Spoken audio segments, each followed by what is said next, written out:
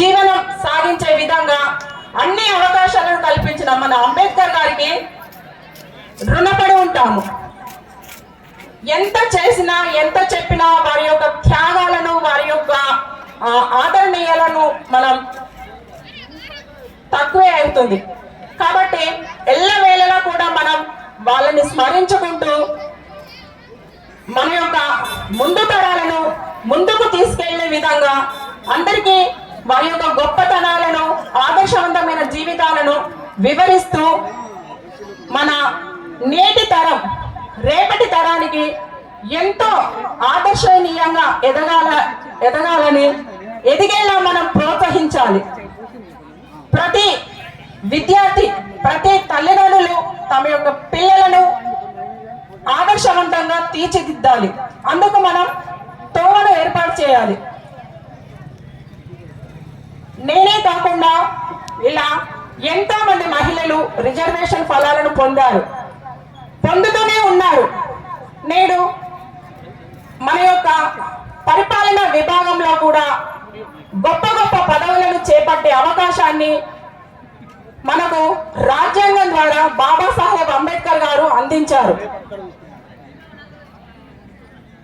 మనం ఎన్ని కాలాలైనా ఎన్ని ఏళ్ళైనా వాళ్ళను మర్చిపోకుండా వాళ్ళను స్మరించుకుంటూ వారి యొక్క త్యాగాలను అందరికీ చెప్తూ మనం ముందుకు తీసుకువెళ్ళవలసిన ఆవశ్యకత ఎంతో ఉంది. ఇలా మీ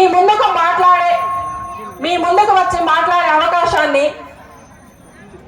ఇలా స్వేచ్ఛగా స్వతంత్రంగా మాట్లాడే అదృష్టాన్ని నాకు బాబాసాహెబ్ అంబేద్కర్ గారు ప్రసాదించారు. ఈ ప్రోత్సాహాన్ని నాకు నా భర్త దుర్గం నగేష్ గారు అందించారు. ఎల్లవేళలా తను నా వెనక ఉండి ప్రోత్సహిస్తూ నేడు ఈ సమావేశానికి తీసుకువచ్చి ఇక్కడ మాట్లాడే అవకాశాన్ని కూడా ఆయన నాకు కల్పించారు. ఇదివరకు నేను ఎక్కడికి వెళ్ళేదాన్ని కాదు, కేవలం నా స్కూలు నా ఇల్లు అంతే ఉండేది.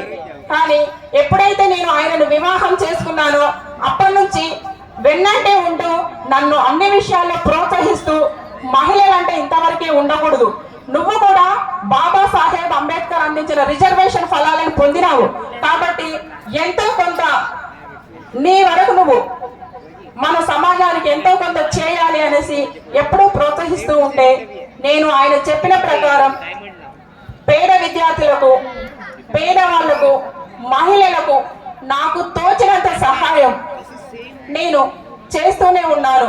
పేద విద్యార్థులను ప్రోత్సహిస్తూ వారి విద్యాభ్యాసానికి అవసరమయ్యే ఖర్చులు కూడా భరిస్తున్నాను. ఇది నాకు బాబాసాహెబ్ అందించిన ఫలాలు. నేను అనుభవిస్తూ అందులో కొంత రుచిని మిగతా పేద విద్యార్థులకు అందించే అవకాశం నాకు ఆయన కల్పించారు. నేను పేద విద్యార్థినే, చిన్నప్పటి నుంచి గవర్నమెంట్ స్కూళ్ళల్లో చదువుకొని ఆయన యొక్క ఫలాలను అనుభవిస్తూ నేడు ఈ స్థాయికి వచ్చాను.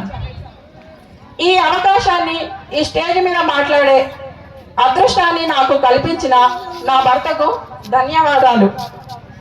నేను ఒక గొప్ప వక్త, ఒక గొప్ప ప్రేరణకర్త రెంజల్ల రాజేష్ గారు మాట్లాడిన సభ పైన కూర్చోవడం, ఇక్కడ మాట్లాడే అదృష్టాన్ని కూడా ఆయన నాకు అందించారు. ఆయనకి ఎల్లవేళలా నేను రుణపడి ఉంటాను. ఈ అవకాశాన్ని నాకు ఇచ్చిన ఇంత ఓపికగా విన్న మీ అందరికీ కూడా ధన్యవాదాలు. జై భీమ్, జై భీమ్, జై భీమ్, జై